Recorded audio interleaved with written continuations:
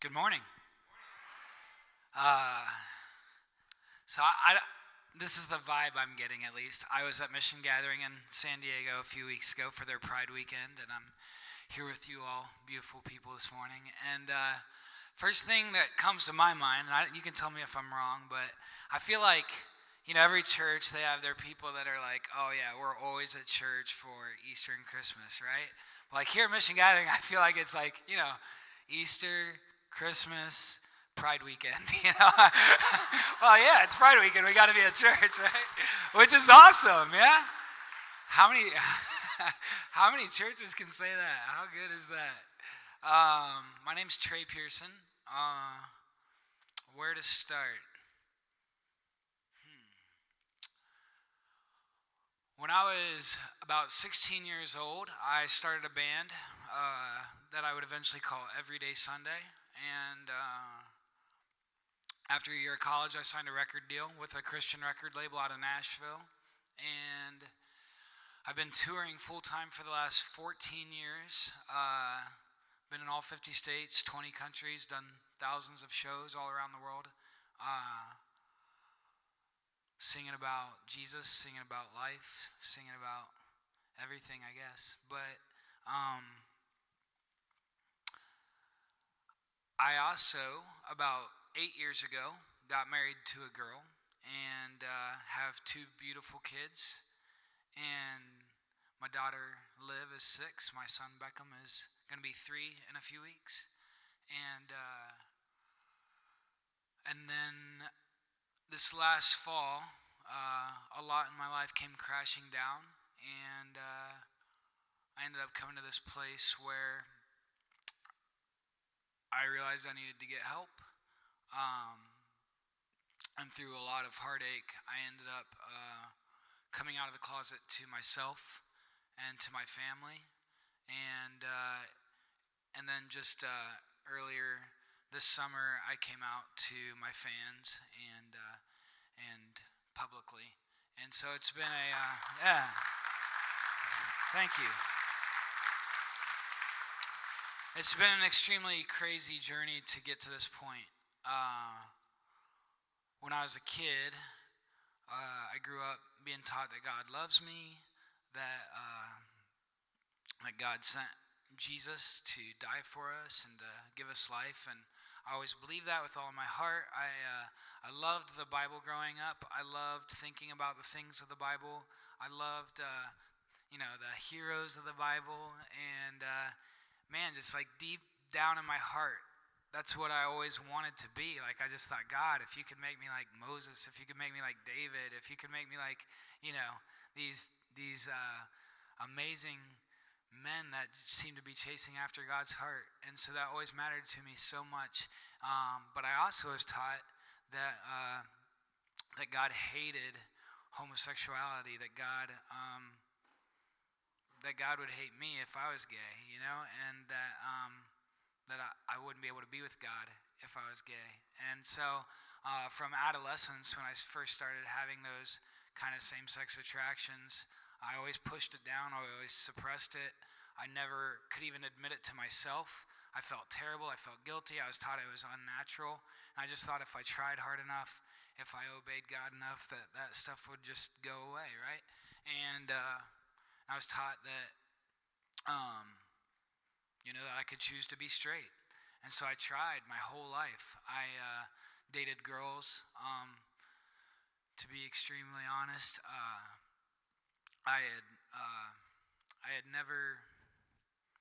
I'd saved myself. Sorry, I see there's kids in here. I'm going to try to be super careful. I had saved myself for marriage, for my wife. I thought everything would just naturally work on my wedding night. And that very first week of my marriage, I realized how difficult my life was about to become. And so for 7.5 years, I tried to be, sorry.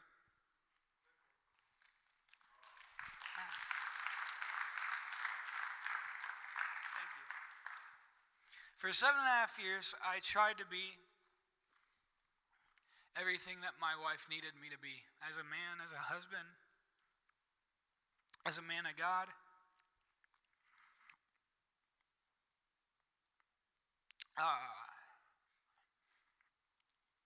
She was my best friend.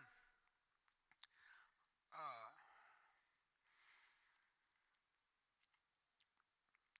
uh, on that journey of all of that aside, there are all kinds of parts in my faith as you see the world, as you see different cultures, as you see every possible different denomination, as you see the way different people are everywhere you go. You're bound to experience all different kinds of things in life. You're bound to be challenged by all the things that you grew up with, that you were taught growing up. And so after thousands of shows, I can't even imagine, and so many churches, being a part of so many different playing and being in so many different denominations, and hearing how different people believe, and just seeing the way different people are all around the world.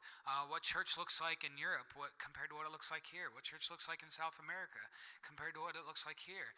And what church looks like in North Carolina compared to New York City, compared to upstate New York. Everywhere, so you can see the most different things, and all these people are talking about Jesus.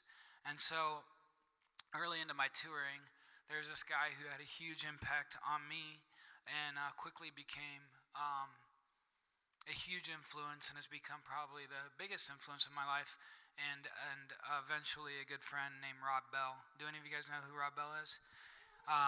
He has a lot of beautiful books, but his very first one, it was called Velvet Elvis, and I've continued to reread that book over the last 10 years or however long it's been out, and I think each time I read it, I see it from a new perspective, and I go, oh, like that's what that means, and so I've been on this journey of progression in my faith, and in all kinds of ways, but in a way that continues to believe that love wins. Are you with me? And so several years ago, probably about close to 5 years ago, I suppose, my wife and I had come to a place that we started talking about, do you really think that, like, God hates gay people? And so that was something that we started wrestling with in our own journey. And obviously I knew my own shortcomings, my own, not that I could ever admit it out loud to myself, let alone anybody else.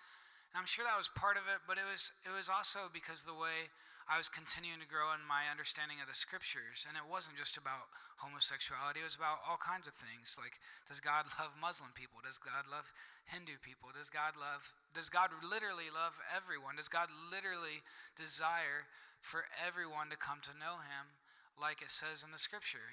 Like, do we believe that? And so, and does God get what God wants? Is God all, what do we believe about these things?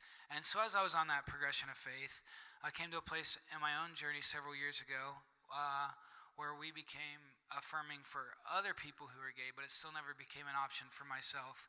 And as I was on that journey, I ended up meeting a guy named Trip Fuller, who has this podcast called Homebrewed Christianity. And if you don't know it, it's amazing. It's the largest theology podcast on iTunes. And that guy invited me to Wild Goose Festival, where I met your pastor, your wonderful pastor, Rich McCollin. And so I was invited down to Wild Goose Festival to be on the podcast, and he wanted me to just talk about my own progression of faith and be able to come to an affirming place for gay marriage, which was not legal yet, and sparked a lot of controversy being on a Christian record label in general. So, being known in the faith-based music industry, just being affirming for other people, caused a lot of controversy, let alone what's happened this year. But, so I, came out as affirming for other people a few years ago, and,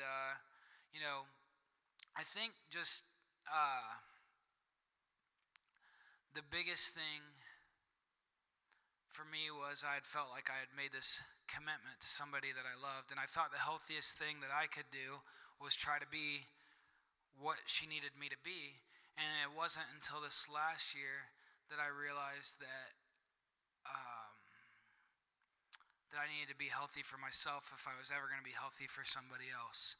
And so I started to get help, and just through an amazing counselor and some amazing friends, I was able to come to this truth about myself and who I am. And it's been a really long, difficult journey to get here.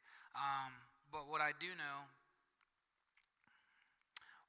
is that I am loved.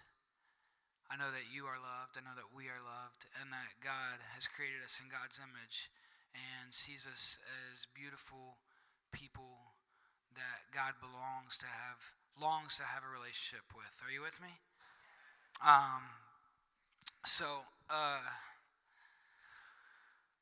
So earlier this summer, it's been a little bit of a crazy journey. I decided to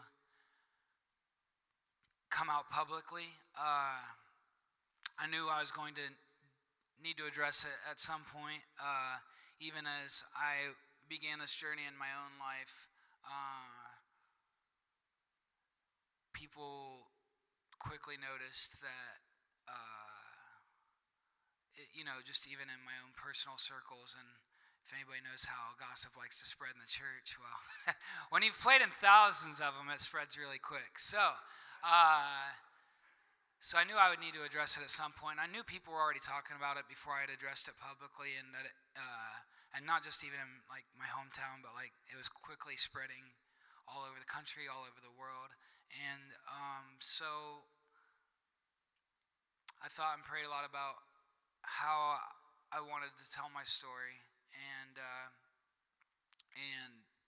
when I was going through all this, I had to cancel my fall tour this last fall, and it's the first tour I've ever canceled in my entire career. And so I started driving for Uber, and because I knew I needed to continue to make money, and I didn't know how I was going to do that. So I thought, I don't know, I got the bright idea to drive for Uber, which has been a huge blessing. But I've also met a lot of very interesting people doing that and shared interesting stories. And so while I was going through all of this, I was actually, driving for Uber. And I think, this kind of all started to go down at the very end of September. And I think from the end of September to the end of the year last year, for that 3 months, I think there were like a handful of days that I didn't just completely bawl my eyes out. And when your whole world has been completely changed, when I was able to come into this truth about myself and realize how much I had suppressed my entire life, that I was just letting go all at once. It's been a crazy, difficult journey, but as I was going through all that, I was also driving for Uber, and so sometimes these emotions would hit me, not at the best times. But what happened was, and I don't know why I do know why I started doing this. So when you drive for Uber, there's two really common questions you're asked. Has anybody ever rode an Uber before, or Lyft, or anything like that? Okay. So you guys all know exactly what you ask the driver. You say, what else do you do for a living? That's the one, and the other one is, how long have you been doing this? Well, when people would constantly ask me, what else do you do for a living? Like, what do you say? I tour around the world in a band. I don't know. I should be in New York City right now, but I had to cancel my tour because I just came out of the closet to my wife, so I'm driving you instead. But that's literally what I started telling people, yeah. So I thought, this could be interesting. I think I'm just going to start, opposite of taxi cab confessions. I'm going to be the taxi cab driver confessing to the rider and see how uncomfortable I can make them.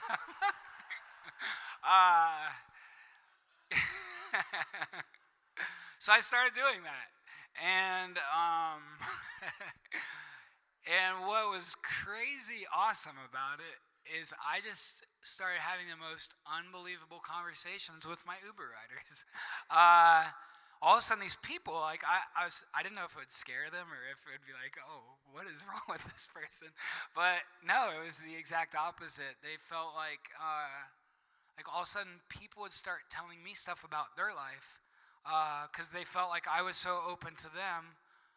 They decided to open themselves completely back to me, and I just started having the coolest rides where we would just completely spill our shit to each other. It was great, and so one of these times I was driving this guy, and asking me the typical questions, and I was like, all right, I'm just gonna tell him everything, I guess, and he's like, so what do you do when you're not doing this? I was like, well, usually I tour around the world in a band, but I had to cancel my tour because I just came out of the closet to my wife. And he's like, what?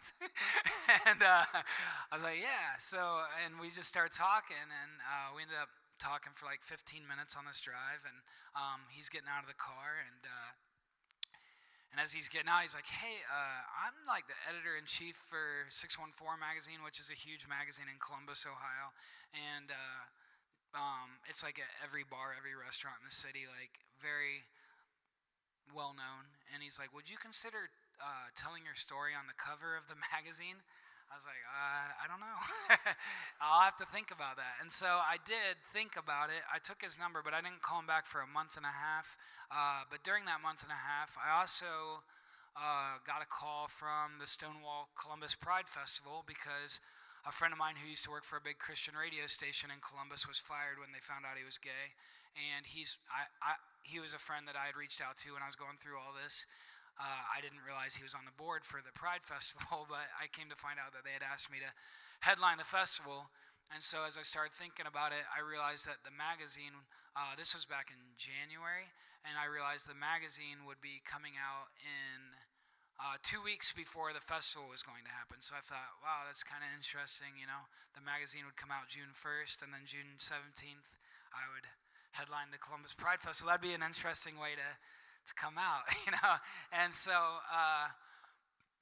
I thought a lot about it, and I ended up going to Dallas, Texas with Rob Bell and Trip Fuller, and I was part of this progressive youth ministry conference. And to the youth ministry team or anybody interested in youth ministry, it's a wonderful conference put on by Tony Jones, and they invited me to come hang with them for a few days. So I went and hung with Rob and Tripp and several friends down there. And during that time, I talked to them about just kind of these opportunities, and I was trying to figure out how I wanted to come out, what the best way to do it was, and they really encouraged me to go for it and to really, if I could do it in a way that people want to pour some love on me when I know I'm probably going to get a decent amount of hate as well, that it would be a good idea. So I did, and so the story was supposed to come out June 1st, but long story short, somehow he got picked up by major news outlets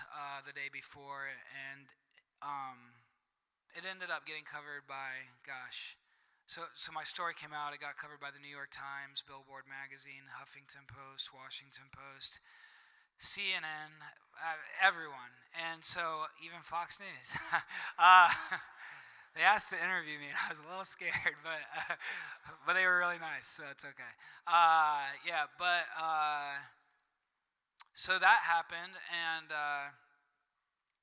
I think, once I saw that I was trending on Facebook, I woke up and I was like, oh gosh. So I think I just laid in bed for like 3 hours with my blanket over my head. I didn't know what to do, but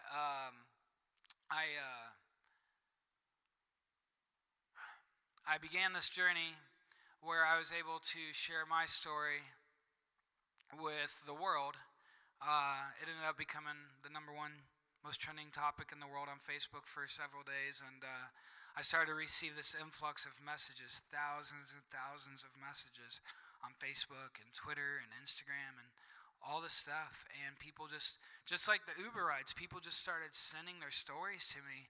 And to be real honest, I'm not even through them all yet, and I'm trying to, but it's it's kind of emotionally draining to read each story and to want to respond and to feel like these people took the time to pour their heart back to me. But I realized that there's millions of people all going through this. And it's not just sexuality, it's millions of people that are going through all kinds of things, ways they've been hurt, things that they're hurting about. And in this particular case, I realized that I had a chance to tell my story in a way that could hopefully help somebody else. Hopefully help somebody else to keep from going through what I've gone through, or somebody that's already going through it to find a way to find their own truth. And so that's why I'm telling my story, because I realize that it's not about me. And I think about when I was younger, if I would have had an artist who is a Christian that would have talked about their story, somebody that I had looked up to, I think about how much heartache that might have been able to save me and the people around me. And I realize that I have a chance to do that now. And that is the power of story. That is the power of telling our truth. And that's what I'm here to do. And so, very thankfully, I've received so much love from people all over the world, people like you guys, people like this church here and Missiongathering that's truly doing the work of Jesus Christ. And I'm very grateful for it. There's also a lot of hate that comes my way, a lot of meanness, a lot of ungraciousness. Is that a word? I don't know. A lot of bitterness, a lot of hate. And that's from the people that are telling me I'm living in sin. And I'm just like, I'm going to double check this, but I'm pretty sure. I'm going to read it just to make sure with you guys.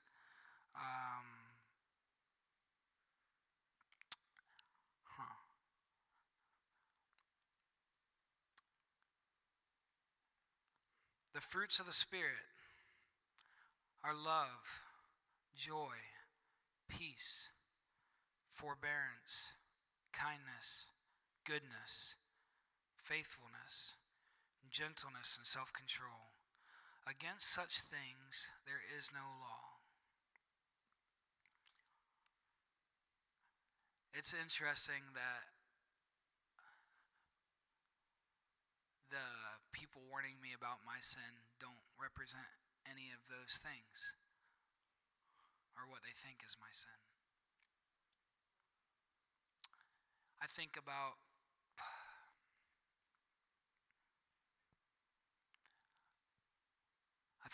the idea that all truth is God's truth. Are you with me? And I realize that I've been able to come into a place that is living my own truth. And it is the most freeing thing I've ever experienced in my entire life. My entire existence of trying to love God and give God everything I have. People talk to me about the peace that passes all understanding. Well, if this isn't it, I don't know what is. And so, if you want to experience the peace and the love and the joy that passes all understanding, live in your truth. Live in your truth with love, because love is love. It is for freedom, and this is the beginning of the chapter that has the fruits of Spirit from Galatians 5. It is for freedom that Christ has set us free. Stand firm then, and do not let yourselves be burdened again by a yoke of slavery. I refuse to ever again be burdened by a yoke of slavery, and I am so proud to stand in my truth for my children, for anyone that I can tell my story to, that I can encourage them to stand in their truth and not be burdened by this yoke of slavery that I've been burdened with my entire life. And what's crazy, I love Jesus. I love the church.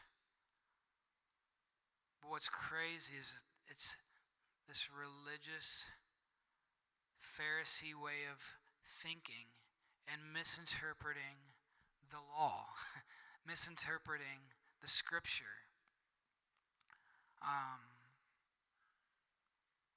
that has brought this burden of slavery on me.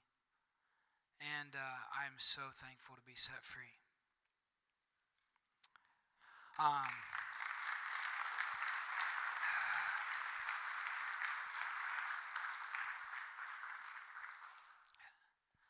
going to go ahead and do a song to close us out, if that's okay. I wrote this song shortly after I had kind of met Richard and I guess it was around that time. And but it was after I had started to become affirming in my own life, and as I started to see people, no matter where they are, no matter what country and what religion they grew up in, but to be able to see them as God's children.